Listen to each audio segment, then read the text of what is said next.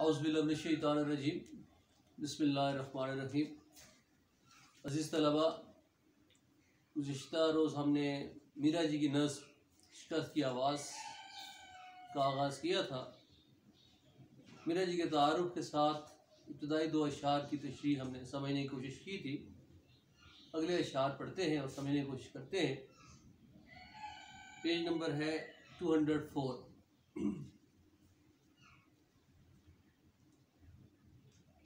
शेर नंबर 3 ये कहता है कि सहराओं की दूरी तय करूं पल में, हकीकत में ये एहसासे शऊरी तय करूं पल में।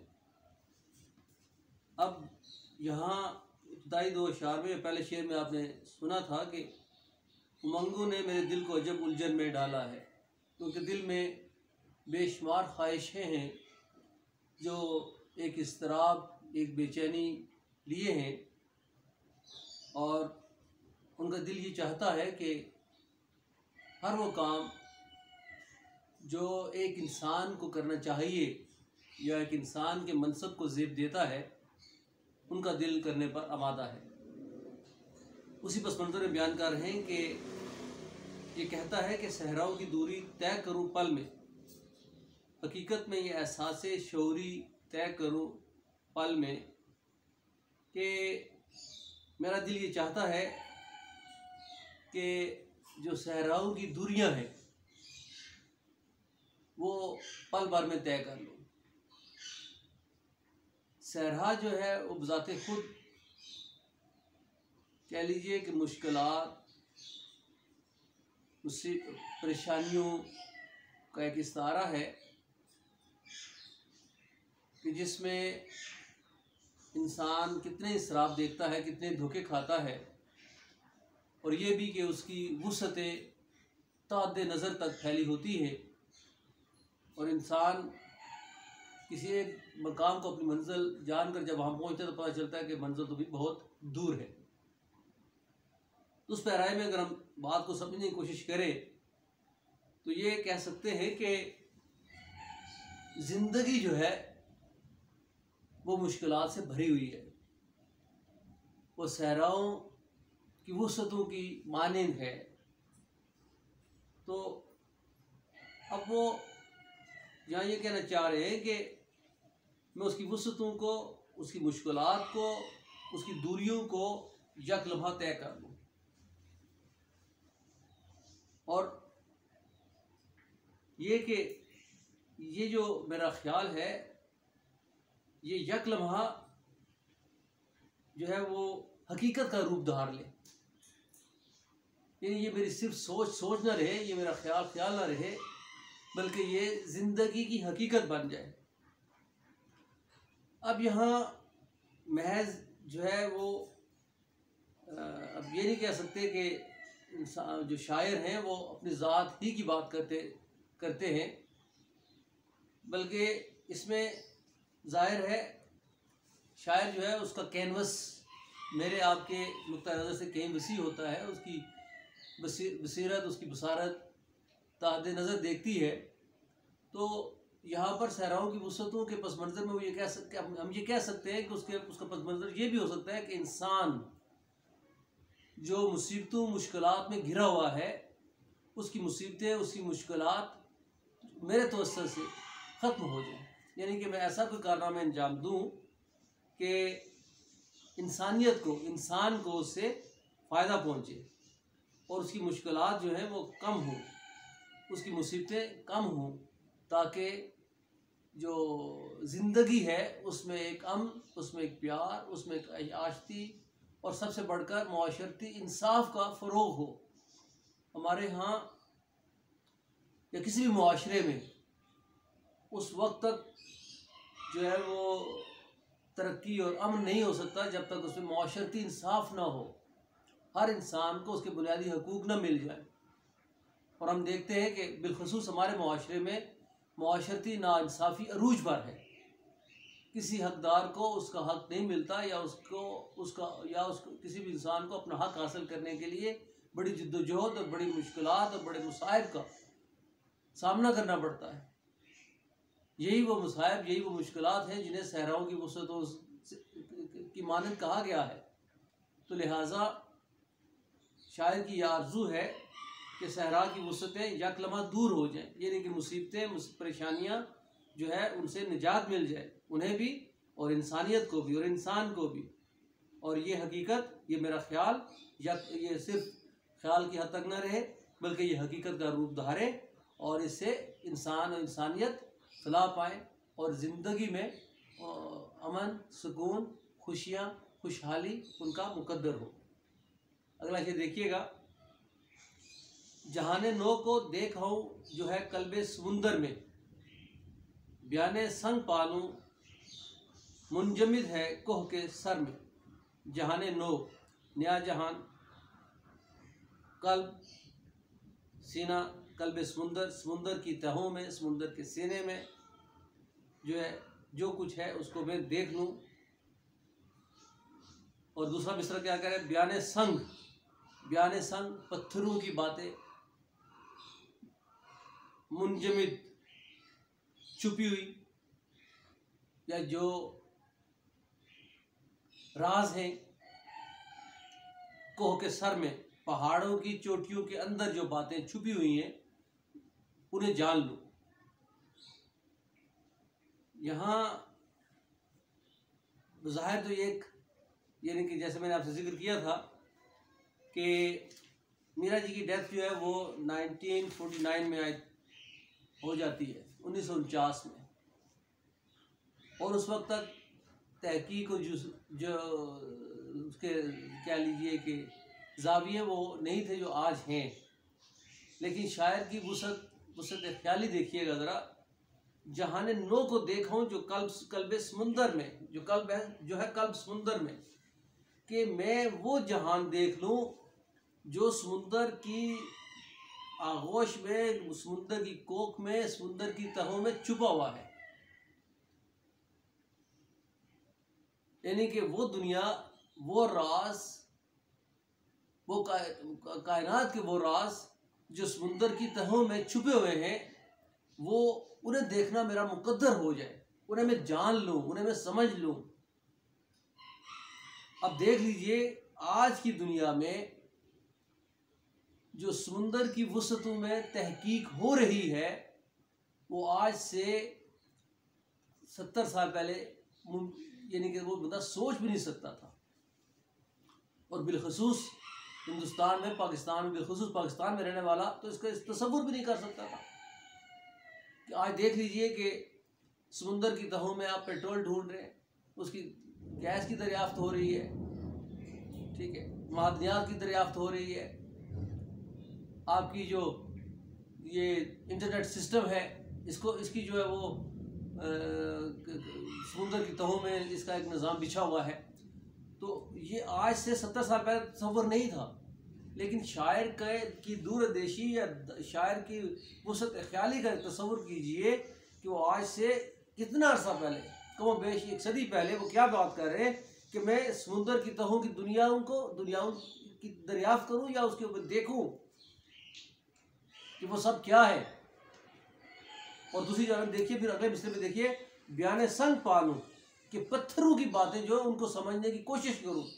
अब वो कौन सी बातें, मुंजमिद है कोह के सर में, जो पहाड़ की चोटियों के अंदर बातें छुपी हुई पोशीदा है, जो उनकी आपस में सरगोशियां वो मैं सुन लूं। अब यहाँ पर कितनी हैरानकुन बात है कि वो उनके कह लीजिए कि उनको ये उनके ख्याल की वसअत इस कमाल की है कि वो ये जानते हैं कि जो पहाड़ों की कोख है इसके अंदर भी कई राज छुपे हुए हैं। उस वक्त उनका ख्याल था, तो यूं कह लीजिए क्योंकि एक खुश फहमी थी। लेकिन आज की दुनिया में एक बड़ी हकीकत है, आप पहाड़ों की चोटियों से, पहाड़ों की आगोश से, पहाड़ों की कोख से क्या क्या कुछ हासिल नहीं कर रहे। मादनियात का एक ज़ख़ीरा है वो आप हासिल कर रहे हैं। आप जैसे मैंने जिक्र किया कि समुंदर की कोख से, वहाँ से पहाड़ों की कोख से आप मादनियात आप हासिल कर रहे हैं, आप पेट्रोल ले रहे हैं, आप गैस के ज़ख़ायर आपके वहाँ से दरियाफ़्त हो रहे हैं, सोने के ज़ख़ायर वहाँ से दरियाफ़्त हो रहे हैं, लोहे के ज़ख़ायर वहाँ से दरियाफ़्त हो रहे हैं। ये सब कहाँ है? ये पहाड़ों की आगोशी में तो है। अब वो पहाड़ों की बातें कि वो उनकी क्या, कि हम क्या हैं और हमारे अंदर क्या क्या है, ये शायर को एक कह लें कि कश्फ हो रहा है कि इनके अंदर भी कुछ हो सकता है। तो यहाँ पर तो हम ये कह सकते हैं कि वो इंसान को अल्लाह पाक ने जो एक कह लीजिए ना कि तस्खीर कायनात का मनसब सौंपा हुआ है, ये उसकी तालीम है। इस हकीकत से तो आप इनकार नहीं कर सकते कि इंसान की तख्लीक का महज मकसद ये नहीं था कि बस दुनिया में आए और सिर्फ़ और सिर्फ अल्लाह की इबादत करता रहे, या वो अपनी नस्ल का इर्तिका करता रहे, उसकी नशो नमा करता रहे, ऐसा नहीं। बल्कि अल्लाह पाक ने इंसान को मुकम्मल सलाहियतों के साथ तख्लीक किया और इसे इस कायनात में भेजा, और हुक्म खुदाबंदी है कि इस कायनात को तस्खीर करो। आसमान की वुसअतों में क्या है उसको जानो, समुंदर की वुसअतों में क्या है उसको जानो, ज़मीन की पिनहाइयों में क्या कुछ है उसे जानो। तो आज इंसान तहकीक की राहों पर चलता हुआ अपनी मंजिलें तय करता चला जा रहा है, और वो सब कुछ जानने की कोशिश कर रहा है जो इस कायनात में है। लेकिन जैसे मैंने पहले जिक्र किया कि आज से 70 साल पहले ये तमाम जुस्तजू है वो शायद एक ख्याल के सूरत अपने सामने लाते हैं। और मैं ये कह सकता हूँ कि उनकी जो सीरत थी वो आने वाले ज़माने में इंसान की जो काविशें हैं उनसे आगाह कर रही है। यहाँ पर एक तरगीब भी है कि हमें जिस मकसद के लिए अल्लाह पाक ने तख्लीक किया है, हक़ बंदगी तो हम अदा करते ही हैं, वो पहला फरीज़ा है कि अल्लाह ने हमें तख्लीक किया, हमें उसकी इबादत करनी चाहिए। लेकिन उसके साथ अल्लाह पाक ने हमें जो ज़िम्मेदारियाँ सौंपी हैं उनसे भी हमें आगाह होना चाहिए, उनसे नबुर्द आज़मा होना चाहिए। आगे देखिएगा, ये कहता है कि सारी कायनात एक ज़र्रा बन जाए, जो है ला इंतहा वक्फ़ा, वो बस एक लम्हा बन जाए। क्या कह रहे हैं जी कि कायनात, मेरा दिल ये कहता है कि कायनात एक ज़र्रे की सूरत हो, यानी कि मैं यक लम्हा कायनात की वुसअतों को तय कर लूँ, एक ज़र्रा बन जाए से मुराद ये है कि यानी कायनात सिमट कर एक ज़र्रे में आ जाए, यानी कि उसकी हैसियत मेरे नज़दीक एक ज़र्रे की मानिंद हो। मैं कायनात की वुसअतों को यक लम्हा तय कर लूँ, या यूँ कहिए कि कायनात की वुसअतों को अपने अंदर समेट लूँ। जहाँ कायनात की वुसअतों को अपने अंदर समेटने से मुराद ये हुआ कि जो अल्लाह पाक ने मुझे सलाहियतें अता कर रखी हैं, उन सलाहियतों की बदौलत में वो इल्म हासिल कर लूँ, वो मैं सब जान लूँ कि ये कायनात मेरे लिए ज़र्रे से बढ़कर कोई हैसियत न रखे। दूसरे मिसरे में देखिएगा, जो है ला इंतहा वक्फ़ा, वो बस एक लम्हा बन जाए, ला इंतहा, जिसकी हद ना हो, यानी वो लामहदूद सलाहियतें मुकद्दर हों कि एक लम्हे में कायनात की वुसअतें जो है वो इंसान की दस्तरस में आ जाए, और यूँ कहिए कि वो एक लम्हे में इंसान उस पर हावी आ जाए। बज़ाहिर तो नामुमकिन दिखाई देता है, लेकिन वुसअत ख्याल देखिएगा ज़रा, और आज आपकी नस्ल बिलखसूस इस हकीकत से आगाह भी है और शायर के नुक्ता नज़र से इत्तफाक भी करेगी। आज आप एक टर्मिनोलॉजी इस्तेमाल करते हैं, ग्लोबल विलेज कि ये दुनिया जो है ये ग्लोबल विलेज बन चुकी है और यकलम्हा इंसान दुनिया के एक सिरे से दूसरे सिरे तक रसाई पा लेता है, वहाँ की बात जान लेता है। एक ज़माना था कि ये सुनने में आता था कि अमेरिका कोई मुल्क है और वो समुंदर के वो उस पार है, या किसी मुल्क के मुताल्लिक। इस बात को छोड़ दीजिए, आज से 25-30 साल पहले कोई बंदा ये तसव्वुर नहीं कर सकता था कि मोबाइल टेक्नोलॉजी होगी या टेलीफोन टेक्नोलॉजी होगी और गुफ्तगू का सिलसिला जो है वो यकलमा हो जाएगा। लेकिन आज ये हकीकत आप अपनी आंखों से देख रहे हैं और इन सलाहियतों को अपने अंदर महसूस करते हैं कि आप यकलम्हा इस कायनात के जो इस दुनिया के जो मामलात हैं वो उस तक या उसकी तहकीक है, दुनिया किसी जगह भी होने वाली तहकीक है, उससे आप आगाह हो जाते हैं।